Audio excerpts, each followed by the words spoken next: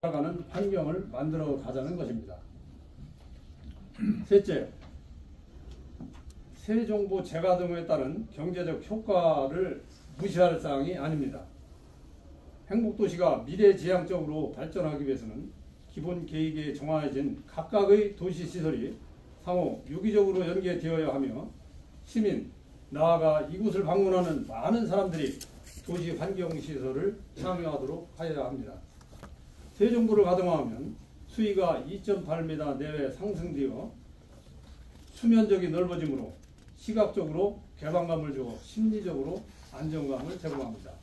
이것이 행복도시에서 금강 조망권에 따른 부동산 가격에 상당한 영향을 미치는 이유입니다. 또한 모든 신도시 개발 시 도시 용수가 필요하듯이 행복도시에도 중앙호수공원과 광축천, 제천 등 도시 하천 유지용수를 장기간 안정적으로 활용할 수 있어야 합니다. 새 정부 담수량이 570만 톤으로 경제적 가치는 약 10억 원에 해당합니다. 이는 흘러버리는 물을 담수하면 그 가치를 훨씬 더 높일 수 있는 것입니다. 우선 각종 수상 레저 활동 공간이 마련되어 시민의 건강한 여가 문화 확산과 외부 인구 유입에 따른 주변 상권 활성화도 기대할 수 있는 것입니다. 동시에 요즘처럼 가뭄기에 산불 발생 시에는 물이 귀한 세종시의 입장에서는 산불 진화용수로도 소중하게 사용할 수 있는 것입니다. 이뿐만 아니라 새 정부에 기설치된 소수력 발전으로 연간 약 7,700명이 사용할 수 있는 전력 9,300메가와트시가 생산이 가능합니다. 이는 연간 약 12억 원의 경제적 가치가 있습니다. 새 정부를 탄력적으로 운영해서 인간과 자연, 상생의 지혜를 모아야 할 것으로 보고 있습니다. 세종시 출범 첫 해인 2012년 새 정부의 담수가 되어 수변 공간 활용이 유리하였고 조망권이 빼어났으며 각종 수상 레저 활동도 활발히 이용되고 있었습니다. 그러던 중 2018년 4대강 보처리 방안에 따라 새 정부를 완전 개방 운영한 뒤에 수면지역이 급격히 줄어들고 수심이 낮아져서 금강이 도랑으로 전락하였습니다.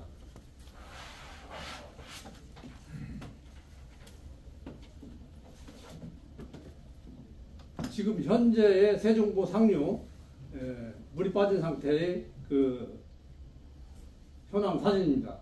마치 여러분이 보시기에도 그 또랑을 방불케 하고 금강이라면 물이 넘실넘실 돼야 되는데 또랑을 방불케 하는 현상을 보실 수가 있습니다. 여러분들이 직접 가보셔도 이런 상태를 직접 목격을 할 수가 있습니다.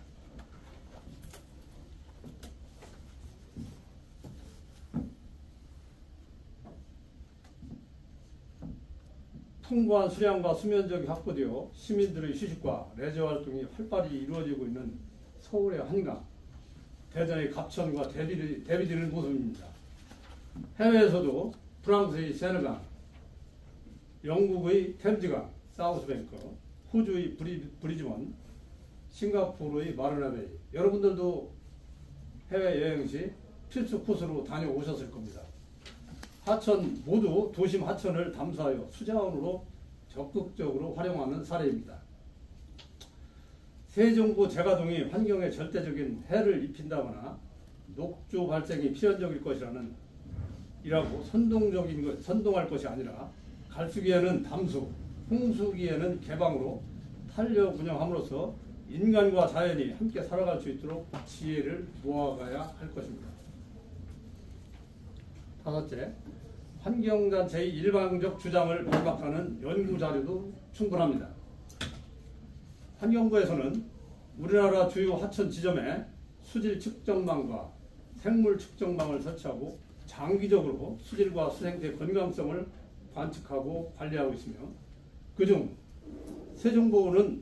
세종보의 수질과 수생태 건강성은 연기지점, 즉 금남교 직상류가 되겠습니다.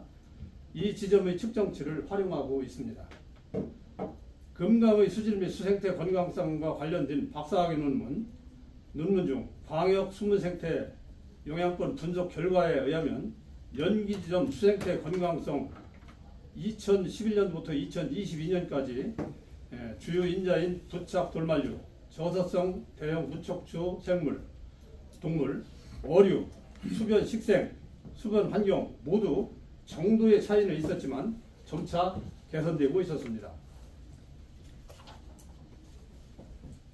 연기지점 수지를 보건설 전, 즉 1998년부터 2008년과 보건설 후 2012년부터 2022년까지 분석한 결과 BOD, 즉 생물학적 산소 요구량이 되었습니다. 평균치 3.1에서 1mg 리터에서 2.6으로 생활안전 기준 약간 좋음으로 개선되었습니다. TP, 즉 총인입니다. 평균치는 0.199mg/L에서 0.08mg/L로 감소되는 추세이고, 총인은 수치가 줄어야 수질이 좋은 겁니다. TOC, 즉 총 유기탄소량입니다. 평균치 4.6으로 생활환경 기준으로 약간 좋음으로 나타났습니다. 그만큼 우리 세종 행복도시 구간의 금강 수질은 보건설전보다는 보건설후가 상당히 양호해진 걸로 나타났습니다. 아울러 서울대학교와 국립환경과학원에서 발표한 2023년도 하천 수질 장기 변화 분석 보고에서도 보인근 수질이 보건설 전보다 큰 폭으로 개선된 것으로 나타났습니다. 보다 거시적으로는 지구온난화로 육지물이 급격히 사라지고 있어 가뭄, 산불 위험이 매우 커지고 있으며 전 지구적으로 가뭄을 염두에 두고 기후 모델을 개선해야 한다는 연구 결과도 있습니다. 이처럼 환경단체가 인용하고 있는 연구 결과에 반하여 보호 설치 이후 수질이 개선되었다거나 보호 담수를 통해 기후 위기에 대응할 수 있다는 연구 결과도 충분히 축적되어 있습니다. 이를 종합적인 시각에서 보면 수질 악화와 개선에 영향을 미치는 요인은 보호 설치뿐만 아니라 유속이라든지 수온, 영양물질 등 매우 다양하므로 세종보를 가동하면서 운용의 묘를 찾는 것이 바람직하다고 할 것입니다. 따라서 우리 세종보 가동 주민협의체는 세종보 재가동 및 탄력 운영을 통해서 시민의 경제적 이익과 환경 보전이라는 두 가지 큰 가치를 균형 있게 추구할 것을 거듭 주장하는 것입니다. 무엇보다도 주민의 목소리는 철저히 배제한 채 환경단체의 일방적인 주장에 귀 기울여 잘못된 정책 결정을 내리는 우를 범하지 않을 것을 환경부와 한국수자원공사, 세종시청에 강력히 촉구합니다. 동시에 우리는 금강을 끼고 세종에서 살아가는 시민의 이름으로 환경단체가 제안한 세종보 재가동 관련 끝장 토론에도 적극적으로 나설 준비가 있음을 분명히 밝힙니다. 환경단체가 주장하는 세종보 가동에 따른 문제점에 대한 반론입니다.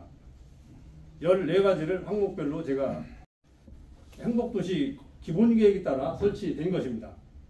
두 번째, 세종보를 가동했던 5년간 강은 썩었고 생물들은 사라졌으며 수문을 개방하고 나니 놀랍게도 예전에 자연하천에 가깝게 회복되었다고 주장하고 있습니다.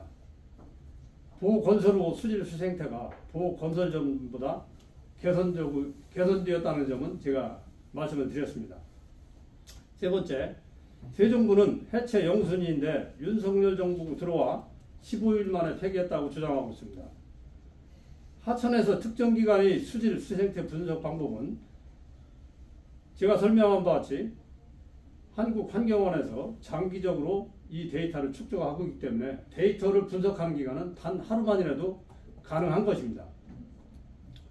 네 번째, 물을 맞고 가두면 그 기간이 길든 짧든 유속이 느려지며 이물질이 퇴적되어 바닥은 온통 오염된 뻘이 쌓여 물속은 지옥이 된다고 주장하고 있습니다. 세종보를 정상 가동하면 계절별 물 환경을 고려하여 적절한 유지 관리를 시행함으로써 이런 문제는 충분히 해소될 수 있는 것입니다.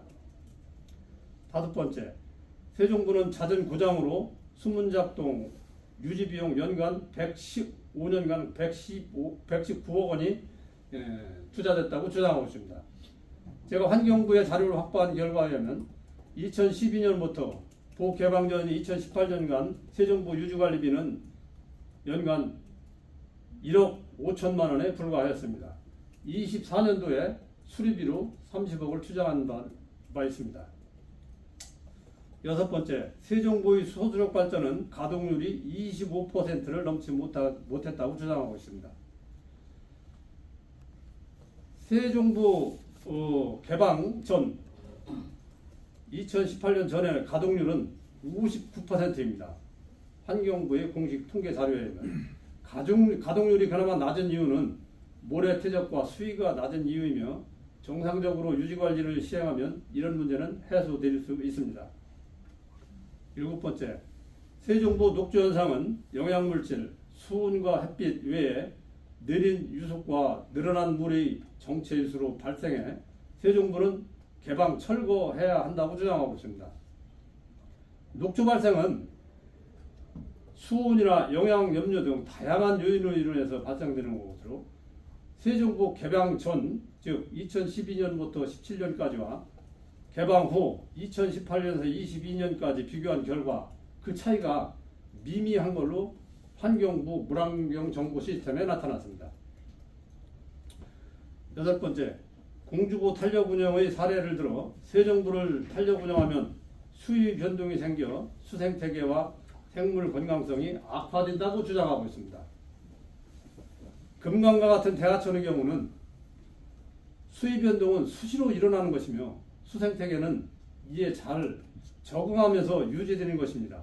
또한 새 정부의 탄력 운영으로 아무런 문제가 없습니다. 아홉 번째, 극심한 가뭄이 와도 흐르는 금강, 양화치수장에서 호수공원, 제천, 방축천 등의 물공급 대책을 세워놨다고 주장하고 있습니다. 새 정부를 개방하면서 그 대책으로 양화치수장의 강변 여과수를 118억 원을 투자해서 건설하였습니다. 이는 중단기적인 도시용수 공급은 가능하지만 향후 세종시 도시용수 수요 증가와 극한 가뭄에 대비할 필요가 분명히 있습니다. 열 번째, 새 정부는 댐이 아니기 때문에 홍수 조절 능력이 적으며 오히려 홍수 위험을 키운다고 주장하고 있습니다. 새 정부의 주 목적은 수위를 유지하기 한 목적이고 하천 유수에 영향이 적도록 가동적으로 운영하는 것입니다.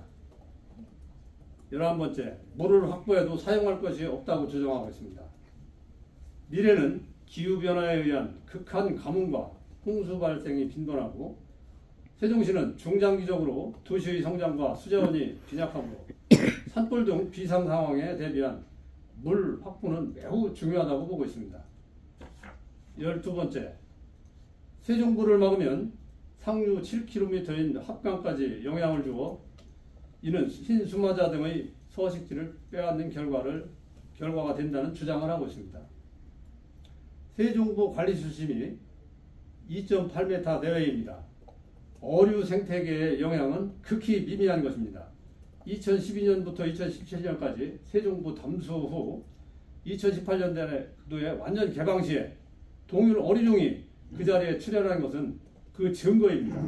관련 논문도 참고가 되고 있습니다. 13번째, 새 정부를 운영하면 펄, 악취 및 녹조 등으로 수변 공원의 활용이 불가능하다고 주장하고 있습니다. 한마디로 근거 없는 주장입니다. 오히려 수위와 수량이 증가하면 수 환경이 양호해지기 때문에 다양한 친수활동 인구의 증가로 수변 상가 활성화에도 기여할 수 있는 것입니다. 마지막으로 14번째, 세계는 기후위기 대응을 위해 댐을 허물고 있는 만큼 새 정부도 철거해야 한다는 주장하고 있습니다.